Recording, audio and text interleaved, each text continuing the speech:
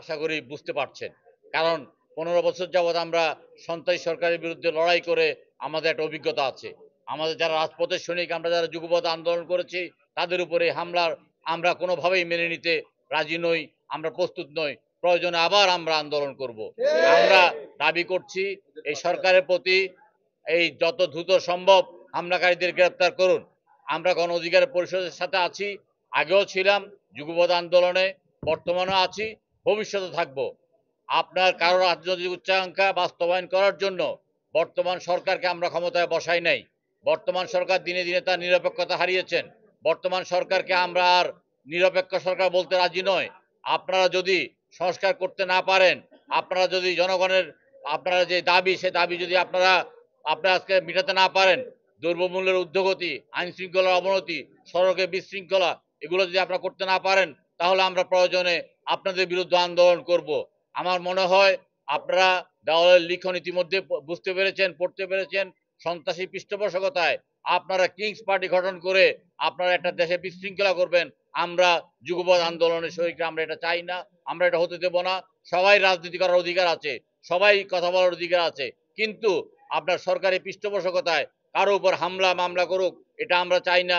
সরকারি পৃষ্ঠপোষকতায় কারো উপর নির্যাতন করুক, জুলুম করুক, এটা আমরা চাই না। আমরা যুগপৎ আন্দোলনের সঙ্গীরা আমরা প্রয়োজনে আবার মাঠে নামতে রাজি আছি। আজকে আপনারা জানিয়েছেন, আপনারা আপনাদেরকে ধন্যবাদ জানাচ্ছি। আবারও বলছি যে দোষীদেরকে আপনারা অবিলম্বে গ্রেপ্তার করুন এবং যে ম্যাজিস্ট্রেট আপনার জামিন অযোগ্য ধারায় জামিন দিয়েছে তাকে আগে অপরাধী সাব্যস্ত করে বিচারের আওতায় আনুন।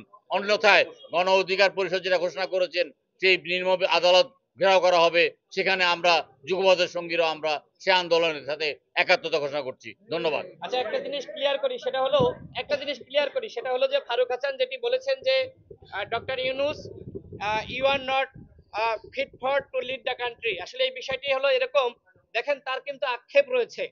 তিনি আজকে আহত হয়ে হাসপাতালের বিছানায় কাতরাচ্ছে। এখনো পর্যন্ত সরকারের কোনো প্রতিনিধি ফারুক হাসানকে দেখতে আসেনি। স্বাভাবিকভাবে এই গণ অভ্যুত্থানে ফারুক হাসান এবং গণ অধিকার পরিষদের ভূমিকা আপনারা জানেন। আমাদের দলের 11 জন শহীদ হয়েছে, আমাদের অসংখ্য সহযোদ্ধা গুলিবিদ্ধ হয়েছে, আমাদের অনেক সহযোদ্ধা এখনো পর্যন্ত হাসপাতালের বিছানায় কাতরাচ্ছে। এখানে যারা আহত হয়েছিল তাদের অনেকেই রয়েছে।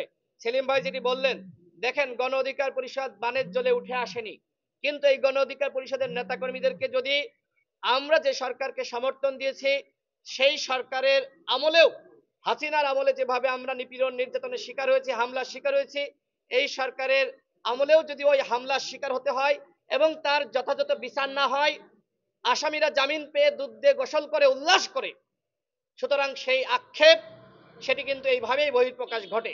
আমরা ডক্টর ইউনূসকে সহযোগিতা করছি। ডক্টর ইউনূস যে সময় ক্ষমতা নিয়েছিলেন, ওই সময় দ্বিতীয় কোনো ব্যক্তি ছিলেন না যিনি ক্ষমতা নিলে দেশীয় আন্তর্জাতিকভাবে সরকারের গ্রহণযোগ্যতা পেত। আমরা কিন্তু ডক্টর ইউনূসকে সাধুবাদ জানিয়ে সকল দল এবং মত আমরা বিবৃতি দিয়েছি। কিন্তু ডক্টর ইউনূস যদি আজকে এই আসামিরা জামিন পাচ্ছে, কেন জামিন পাচ্ছে সেটি খতিয়ে দেখতে না পারেন, সেক্ষেত্রে কিন্তু ফারুক হাসানের মতন আরো ব্যক্তিরা যারা আহত হবেন, বিচার পাবেন না, এই ধরনের আক্ষেপ তারা কিন্তু বহিঃপ্রকাশ ঘটাবেন। আমরা সেটি চাই না। আমরা সরকারের পতনের দাবিতে আমরা কেউ আন্দোলন করি নাই। সরকার যে ভুল করছে সেই ভুলের আমরা সমালোচনা করছি, যাতে করে সরকার তার ভুলগুলো শুধরিয়ে সঠিক পথে চলতে পারে।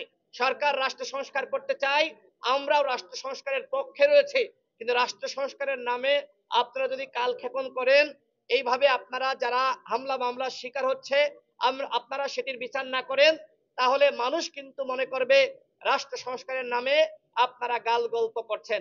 আমরা গাল গল্প শুনতে চাই না। আমরা চাই আপনারা দেশটা ভালোভাবে চালান এবং আগামীতে একটি অবাধ সুষ্ঠু নিরপেক্ষ নির্বাচনের মাধ্যমে আপনারা এই দেশ আগামীতে যে ক্ষমতায় আসবে সেই সরকার হাতে আপনারা দিবেন। কিন্তু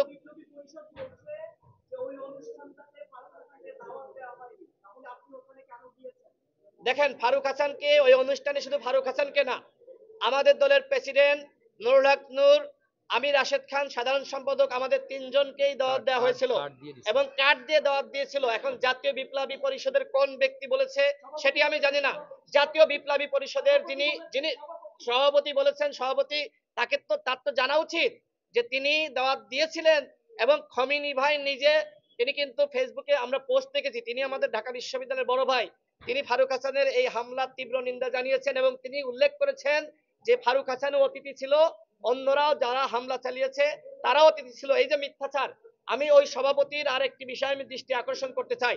তিনি কিন্তু ফারুক হাসানের কানে একটি ভুল তথ্য দিয়েছিলেন যে ছাত্র দলের নেতাকর্মীরা ক্ষুব্ধ হয়ে আপনার উপর হামলা চালিয়েছে। তাৎক্ষণিকভাবে কিন্তু আমরা তথ্য প্রমাণ পেয়েছি ছাত্র দলের কোনো অস্তিত্ব সেখানে ছিল না, ছাত্র দলের একজন কর্মী সেখানে ছিল না।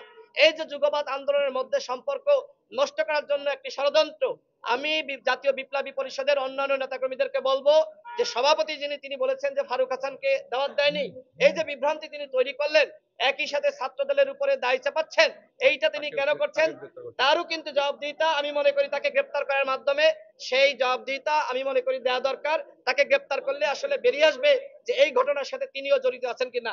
আজকে আপনারা সাংবাদিক ভাইরা যারা এসেছেন এবং আমাদের এহসানুল হুদা ভাই, আমাদের শাহাদাত হোসেন সেলিম ভাই সহ আমির খসরু মাহমুদ চৌধুরী যারা এসেছিলেন গণ অধিকার পরিষদের পক্ষ থেকে আমরা সকলকে ধন্যবাদ জানাচ্ছি। আসসালামু আলাইকুম।